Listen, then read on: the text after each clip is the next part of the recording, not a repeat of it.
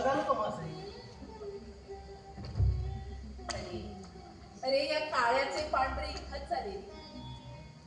अशा अवेळी पुढची सदर सोडून राजांच्या सदरेवर येणारी मंडळी तुम्ही नव्हे. काय झालं? तसं काळजी करण्यासारखं काहीच नाही मासे.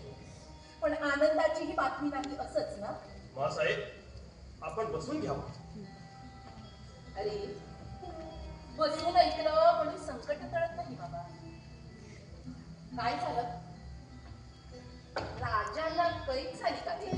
मासाहेब आपल्याला कोणी सांगितलं? सांगायला कशाला हवं? राजे आग्र्याला गेले. शंभूबाळ पोलीस म्हणून राहिलं. एवढं तर कळलं होतं. राजाची कैद एवढं चिन्ह होतं. मासाहेब चिंता करू नको.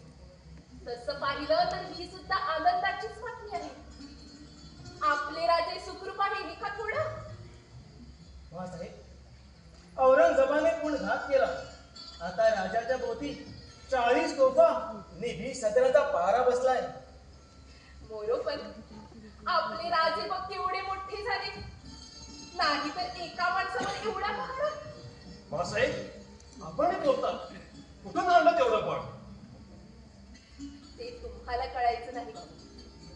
त्यासाठी बाईच्या जन्माला यायला हवं.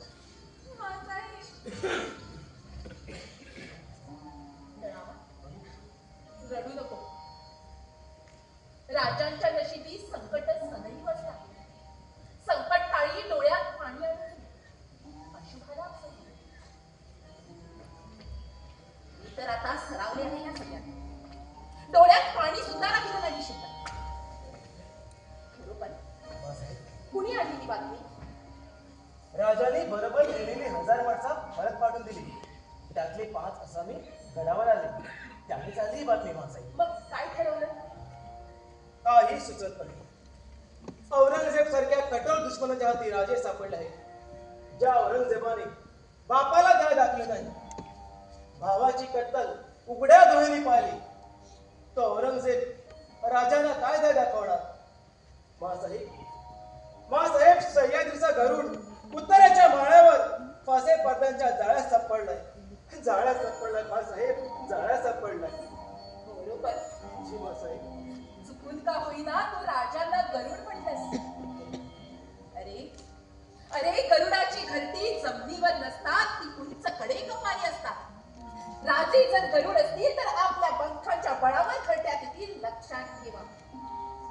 बरोबर. जी मासाहेब. गरुडाला पकडणारा फासेपादी अजून जन्माला यायचा आहे.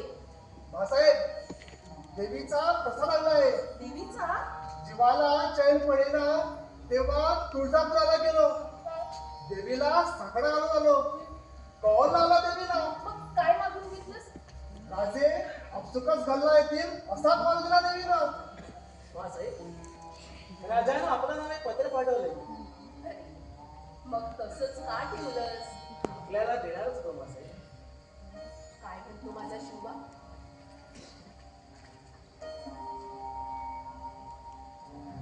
श्रीमंत देद्रूप मातोश्री आऊसाहेब यांच्या सेवेची बालके साष्टांग दंडवत. विनंती विशेष. साम्राट औरंगजेबाने दुर्बुद्धी करून आम्हास कैद केले. ते आपणास विदित असेलच. आम्ही काय नसलो तरी श्री भवानी कृपेने क्षेम आहोत. चिंता नसावी. श्री मथुराधिपती भगवान श्रीकृष्ण, काशी विश्वेश्वर, तेलंगावासी नारायण आम्हावर आशीर्वाद देऊन आहे. त्यांच्या कृपेकडून संकटी जैसी आली तैसी निवारण होती. मार्ग दाखवण्यास श्री समर्थ आहे. त्यावर अविश्वास न धरावा. काही अघटित घडेल, विपरीत झाले तरी धीर न त्यागावा. हा तो मृत्यूलोक आहे. यामागे कित्येक जन्मली कुठे गेली. चिरंजीव राजारामास मांडीवर घेऊन राज्य चालवावे. स्त्रीचे कार्यात खंड पडू न द्यावा. दौलतीचे कल्याण चितावे. उपरी खबर कवीने होणार नाही, ते कळावे म्हणून लिहिले. बहुत काय लिहावे. लेखन सीमा.